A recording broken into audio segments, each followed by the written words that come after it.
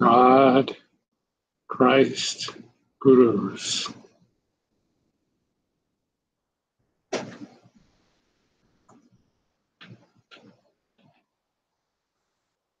We're hoping that our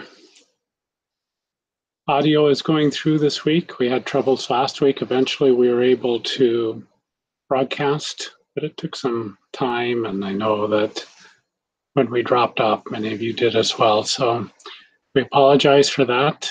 It's not our intention, but we set it up early this time, and hopefully everything's working correctly. I'd like to read to you from a talk that Mother gave in 1972 for a Thanksgiving service. And she begins, many, many years ago, Master wrote one of the most tremendous poems. He developed it in front of a large audience. It just came to him. And so he said it as the words were given to him. And it made a tremendous impression on all those who were present. He entitled it, God, God, God. But later he replaced this with God, Christ, Guru, because he realized that his disciples who followed him, so that they might find their oneness with God, related in a Western world with the Christ consciousness. He accepted this relationship as no one I have ever met in my life, because it was through the lips of my blessed Master, through his own exemplary life, that I too found the Christ within myself.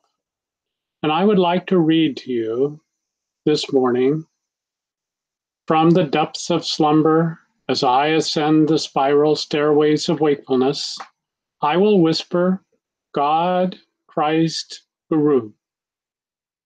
Thou art the food, and when I break my fast of nightly separation from thee, I will taste thee and mentally say, God, Christ, Guru. No matter where I go, the spotlight of my mind will I ever keep turning on thee. And in the battle din of activity, my silent war cry will be, God, Christ, Guru. When boisterous storms of trial shriek, and when worries howl at me, I will drown their clamor, loudly chanting, God, Christ, Guru. When my mind weaves dreams with threads of memory, and then on that magic cloth will I emboss, God, Christ, Guru. Each night and time of deepest sleep, my peace dreams and calls to me joy, joy, joy, and my joy comes singing evermore, God, Christ, Guru. Waking, eating, working, dreaming, sleeping, serving, meditating, chanting, divinely loving, my soul will constantly hum, unheard by any, God, Christ, Guru. Mother continues, and then he wrote a prayer for his disciples. It is a prayer word for word, which says, which I would say to you, and which I would say to God. Father, thou art the only king sitting on the throne of my desire. All of those that come to me, bless them. My only desire for them is the gift of thy love. My one thought is to place thee upon the throne of their hearts. Thou art my life, my love, my everything. I pledge my unconditional loyalty to thee. May thy love shine forever on me, and may I be able to awaken thy love in all hearts. Whereas thou hast given to me the will, strength, and power to bring other souls back to thy grace, souls who have wandered, brothers and sisters who have strayed on the pathway of incarnations, make me the transparent medium through which thy light may shine in their hearts, dispelling the darkness forevermore. May I remember always not myself, but thee. Father, Mother, friend, beloved God, I thank thee from my innermost heart that thou hast graced my life with thine omnipresence. Help me to spread thy message. I want to extol not myself, but thee. May thou be the speaker through my voice. May my will always express thy will. Be thou the only desire back of all of my desires. Father, Mother, friend, beloved God, unite all our hearts at a greater altar where thine omnipresence may shine forth. Thou wilt not cast us away. Remember us, though we remember thee not. Be not indifferent to us, though we have been indifferent to thee. Place in our minds and our hearts the all-important truth that thou art the God we are seeking. Our loyalty to thee may come and go, but remain thou in our hearts forever. Father, Mother, friend, beloved God, receive this unctuous prayer of my soul. Many times has the song of the nightingale of sense pleasures lured me away from my love from thee. Thou hast ever blessed me by granting to me all my prayers. In this closing chapter of my life, may thou be the one life guiding me, giving me only the desire to place thee in the hearts of the devotees whom thou hast sent me. Be that thy greatest blessing, that they may be with thee constantly, in the wakeful hours and in times of sleep and dreams, with thee ever through eternity, and feeling thy presence in this dream incarnation, may thou be the only king reigning on their hearts. All my love, all my devotion, all my loyalty I pour at thy feet, O Lord, for I see the dreams of this life have all passed, and thou art forever my beloved. I place that love in the hearts of those here, that they may see thy presence behind the delusion of this life. Thou art the immortal shelter. Forsake us not, though we have sought the desires and ambitions of this life. These are all thy tests to bring us at last to thy feet. Why do not these thy devotees realize thou art testing us through the trivial perceptions, moods, and habits of incarnations? Protect us from ourselves. Test us with delusion, with punishment, if it be thy will, but let us never be oblivious of thy presence. Father, receive the unctuous fervor of my soul. What words shall I speak in the sincerity of my heart? The greatest gift I have to give to those that I love, thy devotees, is that I may place thy love in the hearts of all, for thy love's sake. Father, Mother, friend, beloved God, no more with words will I pray, but with my heart and with the fervor of my intuition, for I know that thou art listening to my voice of prayer, and to every call of my soul, receive the fervent devotion of our hearts. No more with mere words and fragments of sincerity, but from the depths of our yearning souls, we offer our loyalty to thee.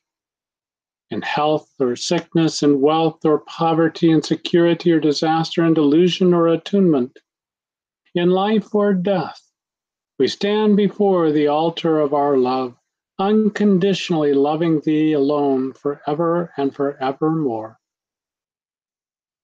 Mother speaking again, I think that is an absolutely powerful prayer for every one of us, the disciples of the Lord, and it is my prayer for each one of you.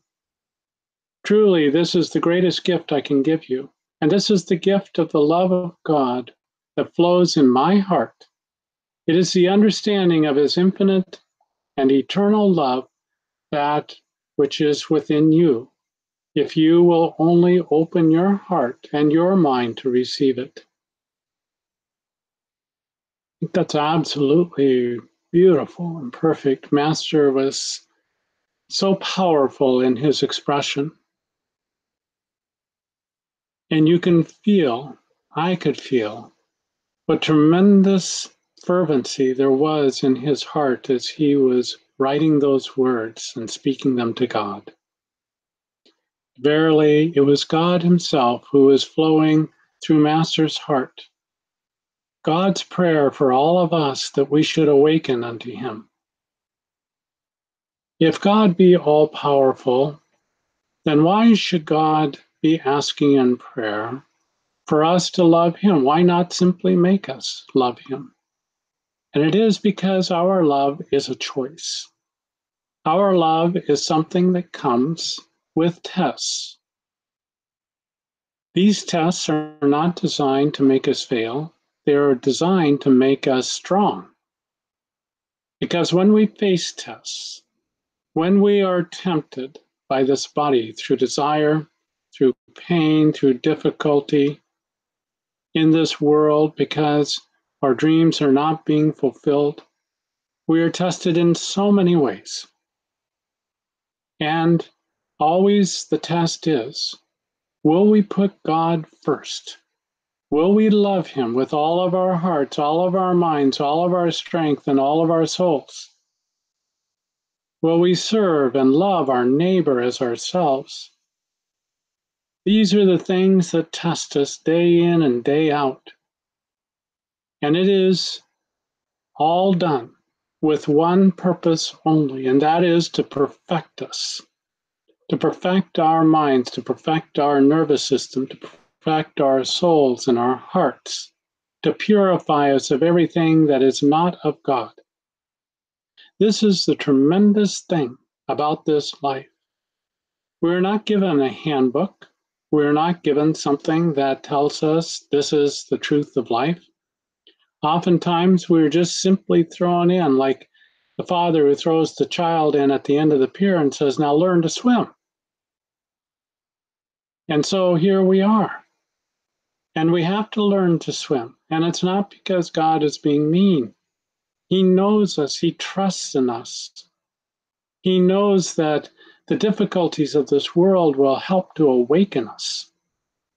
And through our awakening, we realize the helplessness of individual will.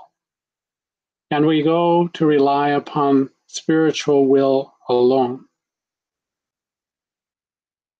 When I came into this world, I was of very mixed nature. On the one hand, when I was alone in my room, I could hear the Om so loud that it felt like it was crushing me. It was painful and difficult. I had no explanation of what this was or why it was occurring to me.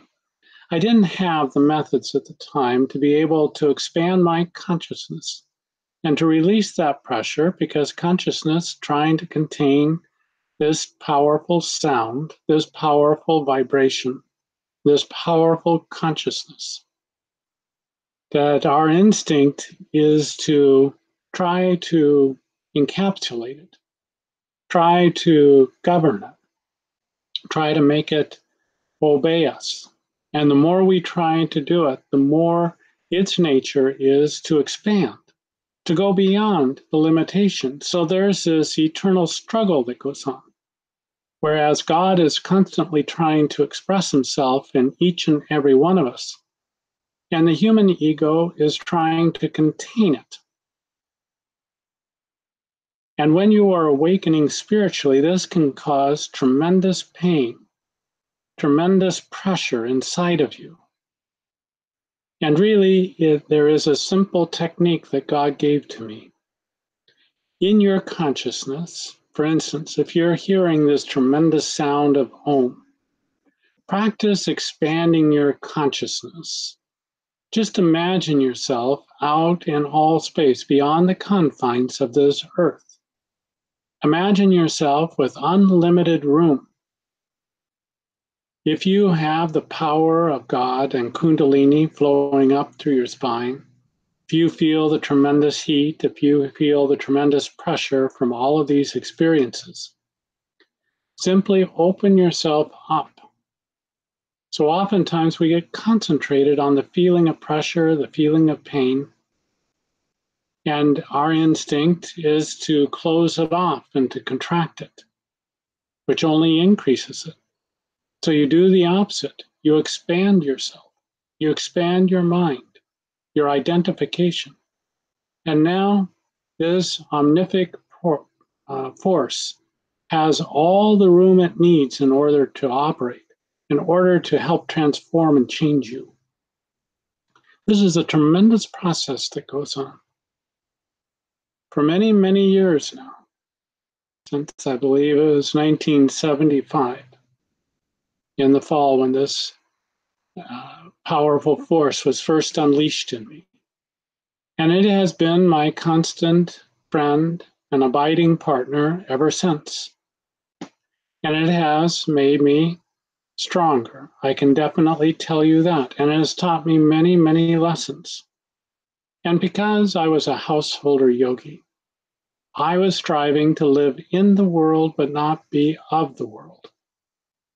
And there were many, many times I've talked about times when I have been driving truck. I used to drive a big 18-wheeler, and the energy would lift me up, and my eyes would start to automatically close. And this is not a good thing when you're driving an 80,000-pound vehicle down the road, that you need your eyes open, you need your alertness, awareness. And so I would pull over and I would just allow this force to flow through me until it had fulfilled whatever purpose it had come with. And gradually the energy would die back down. It was still there, but I wouldn't have to close my eyes, and I could put the truck into gear and I could continue once again. Sometimes I was in an office and this force would just take over and I would just have to close my eyes and I just have to let it have its way. Other times it wasn't possible. I was engaged in things, and yet this powerful force, this powerful pressure was at work. And so I did the best that I could, balancing the needs of the world and the demands of the world with what God was putting me through at the time. And it was tremendously difficult in many ways, but I wouldn't have it any other way, really, because everything that God did for me and through me, and sometimes it felt as if to me, that it was enacting this purification that was to allow this body and this brain and this soul consciousness to be able to expand and merge into God and God into this form. And it is a wonderful thing. It is a beautiful thing. And even today, God takes me up and he lifts me up into himself. And whatever plans I may have had for the world, whatever I think I should be doing, they all go to naught because God comes first. I suppose if I really put my will to it, I could negate what God is doing in me and through me, but I have no will for that. The fact is that you retain your individual will throughout your life. The difference becomes is as you perfect yourself, that the inner you has no desire to go against God's will. God's will is supreme. It is the one thing that you listen to, that you obey without any question of a doubt. Eventually, through the purification that happens, that countervailing force that wants to go against God is completely purified, is completely changed over into being a devotee of God. Now God does with you as he wills. So this is the great change, the great transformation. We read many books and many things about God-realized state, and sometimes we get an unrealistic expectation over what our lives should be. One of the reasons that I have written so much about recovery, being able to recover, is because I have seen in the lives of devotees, and some of them have gone into very high states of realization. And then some of them have been taken into a side trip. They haven't gone the whole way. Sometimes the agency has been alcohol. Sometimes it has been cocaine. Sometimes it is pride. Sometimes it is a disappointment that life isn't going exactly as they thought it would. And it may be that they had an unrealistic expectation. Mother did her best to inform us and to tell us of all of the difficulties that she went through, so that if we should have to face those same things, we would not suffer doubt. Because doubt is the thing that undermines us. From the very beginning, doubt was something that I had. When I met Mother, I recognized the tremendous power of God inside of her. I knew that she would experience that God was calling me to experience. I couldn't have put it into those words. I wasn't aware enough to realize, but I instinctively knew who Mother was. But doubt prevailed in my mind, and I wondered, well, what if I go through this lifetime? And I end up finding out that it was all a lie, all a canard. And so this plagued me. I didn't want to be sent on a fool's errand. I only wanted the truth. Now there's a purity about this. But when it comes to the doubting Thomas inside of you, and you even touch the wound of Christ's body, and you still doubt in your mind, we all think that if we saw certain miracles, if we saw certain things happen, that we would no longer doubt, that we would be free of it. But is this so? You might see Jesus or Mother or any of the great masters perform a great miracle. And you know what? The day after that, or an hour or a minute after that miracle, you would be wondering, well, maybe that was a psychosomatic illness this person had, and because they had faith, they were healed, and so on. Or maybe that water really wasn't water in the jug, it was really wine all along. And so you would begin to doubt, you'd begin to wonder. Or if the master life didn't go exactly the way that you thought it would. So many of the disciples of Jesus thought that they were going to be kings. They would ride into Jerusalem. Jesus would win over the Sanhedrin and all of the Jewish population. They would rise up against the Roman occupation as they saw it of their lands, and that they would become rulers.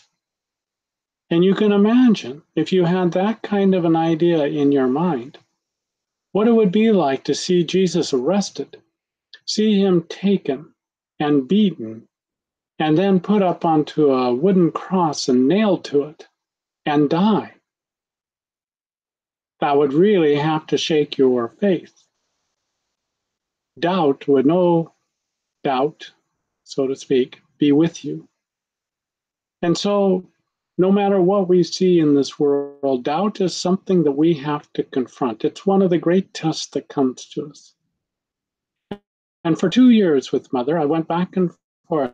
The power of God in her, I felt the transformation begin to happen in my own body and my own being. And still that doubt was there. Because I hadn't had the full experience, I hadn't had the full realization. But the doubt was a drag. It was like an anchor that kept me at shore instead of sailing out onto the sea as I wanted to do. So I finally reasoned inside of myself. And I thought to myself, well, in following Mother and doing all of this, is it the highest light that I know? Is there something I know that's better? Absolutely not even close. All right, then. If I'm following my highest light, if I'm following the truth, and I'm absolutely dedicated to truth, if something doesn't go the way that Mother says it's going to go, if it goes awry in some way, and I find out the truth is elsewhere, I'll follow the truth because truth is what's most important here. So as long as I follow the truth every moment of every day, then I'm happy, I'm satisfied. And even if I come to the end of my days and I find out that everything that I thought, everything that I believed was a lie, I would still feel satisfied because I was following the highest light that I knew. And so I reasoned through it this way. And as I did so, and I knew that I was dedicated toward truth, to speak the truth, to say the truth, to do the truth, and find the absolute truth. I knew that deep in my soul. That's something I could hang my hat on. And so with that, it allowed me to proceed forward without that nagging doubt always dragging me back. And that is the way I think we should all be. We are in a vast experimental laboratory, and we are all working out our versions of truth. Now, when we have not fully realized it, we can easily admit whatever it is that I conceive of a truth is probably got some fallacy in it. Because unless and until I have realized it, deep within myself, down in the cells of my being, you know, when you get these revelations from God, they don't just come as a thought. They don't just come like a wisp of wind. They are powerful. And they affect you down to the cells of your being, the cells of your body. I oftentimes thought that the reason that God made my experiences in Him so physical, so visceral, is that He wanted to convince me through my body that these experiences were real. And so when you experience a truth that comes from God, every cell of your body vibrates to that truth. It's like a tuning fork, and it all sets it ablaze. And you know it. You don't know it just in your mind. You know it throughout your entire being. This is a great and vast difference. Sometimes people will have certain ideas and they'll write about them and they'll say, well, this is the truth because this is what I believe it to be. But they haven't realized it down to that level. And they may be echoing what they had heard. They may be echoing something that somebody who is truly realized has said, but they have not yet encompassed it within their own being. They haven't lived it. They haven't let it ring out through every cell of their being. And until we do, we can't really say that we have discovered the truth. And even when we say we have discovered the truth, it may not voice itself through us so very easily. That is why Jesus talked in parables. And it's a tremendous thing that it says that he taught with parables, and without parables he did not teach. And he told his inner group that to you is given the truth, but to others it is given in parables. And you think about all the different kinds of people that there are in this world. And if you have somebody who is, say, very salt of the earth, they can be a good person, fine. But they're just not very interested in the finer esoteric truths. They haven't grown to that point.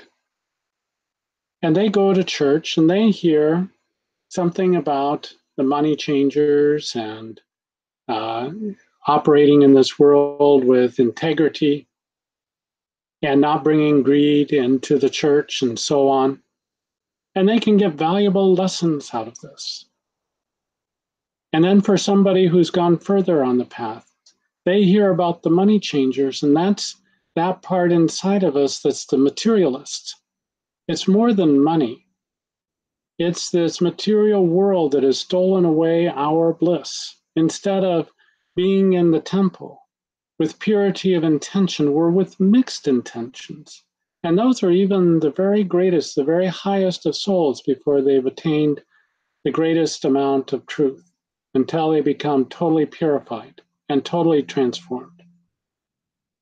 And so this countervailing force is still inside of us. And these are the money changers that are inside our temple. Now, when Jesus was speaking to his disciples and saying, to you it is given the inner truth, to others it is given in parable or the outer stories. This also happens inside of you, the cells of your body. Some of them are highly, highly refined. You get into the chakras within your spine, and they can resonate with the very highest of truths as you ascend up through the spinal stairway. And you get to the heart. You get to the fifth chakra in the throat. You get to the sixth chakra coming in at the medulla and being projected onto the ajna. You get to the seventh chakra at the crown of the head, the very top of the head. And these cells, these parts of your body, can know the truth, can receive it. But to the vast citizens who exist throughout the body, they don't necessarily get all of the refined truth, but they can, as I said earlier, they can resonate with it. They can glory in the Christ and the power of the Christ and the bliss of the Christ. And they are uplifted through this, and they are transformed. But they get the parables because they're existing at different levels of consciousness. Every cell in your body represents a stage of consciousness. Every organ in your body represents various stages of consciousness. And so all of these receive the truth, receive the vibration of the Christ consciousness in their own way. But these special centers within your spine, and you get to the Christ center, and they're able to channel that Christ consciousness perfectly. They know it, they experience it, they are one with it. And then you go to the seventh chakra, you go to the Heavenly Father that's even beyond the Christ. And there you merge into oneness. It's an indescribable experience. You go beyond words. You go beyond any sense of I and thou, any sense of separation whatsoever. And you merge into that complete and total divine consciousness. And this is the Christ ascending. He said to Mary, who represents feeling nature. Now, feeling nature can be directed towards the senses, or feeling nature can be pointed towards God. And Mary represents that transformation of going from body consciousness to Christ consciousness. So she's the first one to discover the resurrected Christ. That's a very interesting thing, isn't it? And is she given credit for that? Not so much. The story is told. But the Christ nature says, touch me not, because she was not yet, and he was not yet totally purified and totally refined. So there was danger there that consciousness and the mind could be redirected back to the sense nature. So at that time, you're very careful with your actions. You don't overindulge in food. You stay away from alcohol and smoking and drugs because you don't want any bad habits to get reignited. Maybe things that you've overcome for a very long time, maybe for lifetimes, but suddenly you get re-exposed to it. And even though you've attained such a high state, you started into the mystical crucifixion. Nevertheless, your attention turns. And it's absolutely essential that we have the humility and the centeredness on God to be able to recover, even if we do fall. It is said that the Christ fell 3 times on his way to the hill to Golgotha. And so we too can fall. And recovery is absolutely essential, that we turn to God in our extremity, that we're always focused upon that one divine source. And when we do that, and we do it in all humility, and we do it with the full attention of our mind, then God will pick us up. He will send whatever it is that we need to help us go further and recover from what we have done. And so this is why I talk about recovery, because I have seen examples where those who had risen so high did not recover. And as a result, they did not go the whole way to their God realization. What a terrible feeling it must be to come to that point where you realize that you missed one of the best opportunities ever presented to a human being. A guru who gave the methods, who gave the way and paved the way for God realization. There's a book written by Gopi Krishna in which he described having these Kundalini experiences, but he had no teacher. And I thought, how strange that God did not send a teacher to him. And then God told me that he had rejected his teacher at a previous time. He had gone into these experiences, but he rejected his teacher. And as a result of that, he had to pay a price. And so even though he was inwardly helped and sometimes outwardly helped, but not very much, he suffered a great deal because he questioned, why does nobody I meet, no teachers here in India, they don't know about these experiences? Some of them have read about them, but none of them can tell me about the experiences I am having. And so he doubted himself, and he was not able to work during that time. And he even though he was a Brahmin, he was needing to have to eat meat during this time. And he could inwardly see this Kundalini light coming up and would actually start to eat this meat that he would have, and he would start to recover. But it cost money, and he wasn't making any money, and his wife was having to suffer, and the whole family had to suffer because he was going through this. And you think, isn't that terrible? But in the end, he was able to write about his experiences and hopefully help others if they were to go through similar experiences, even as our own Divine Mother has talked about her experiences so that we can know when we're going through. When I went through the dark night of the soul, when I went through all of these different experiences, because of Mother's teachings, I knew that what I was going through was part and parcel of all of the experiences required in order to gain God realization. And what peace that brings to you. Otherwise, you might think that you were going crazy if there's no one to tell you that this is part of what it takes to go to God realization. This mystical crucifixion, this rising up of the Kundalini, the opposing forces that come to you, and all of the times that we need to recover on the way. So this is not to sow doubt in you that you may have to face these oppositional forces, you most certainly will have to face them. And they are self-created. It's whatever you've done in the past. It comes back to you. But as you face them and you overcome them, then you become master of yourself. And through those experiences, then, you will be lifted up.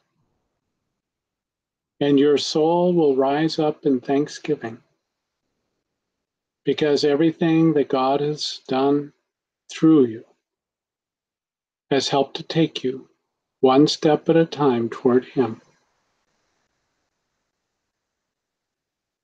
So let us, this time of thanksgiving, really give thanks for everything that God has given to us. Let us give that thanksgiving in advance for what God is to bring to us. O Lord, you have put me on to this path. You have shown me the way in which to attain my oneness with you. Thank you, O Father, for providing everything that I need in order to purify and perfect myself, and that you should draw me unto yourself. Thank you, O Father. O Divine Mother, you are ever watching after me. You are as careful as a mother with its child, and looking to remove all obstacles, and to give me strength and to give me love when I need it most. Heavenly Father, Divine Mother, you are always with me, and for that I give such thanks. And in this way, you project into the future, and you see God as your constant guide and protector, your beloved. And then your path is strewn with God to the left, to the right, above, and below, because you have projected that out. And He will see to it that you are given everything that is required in order to know Him. I thank our Heavenly Father, our Divine Mother, that we can travel this journey together, that we can be part of something that is here to transform not only the individual self, but the world itself. That what we experience within goes out from us, and it transforms this world, lifts it higher into divine consciousness. So what you do not just simply do for yourself, but you do it for this world.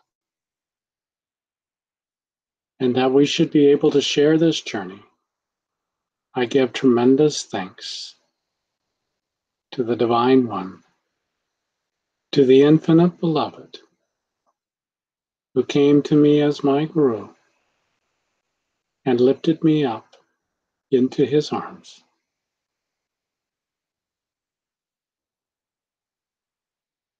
God, Christ, Gurus.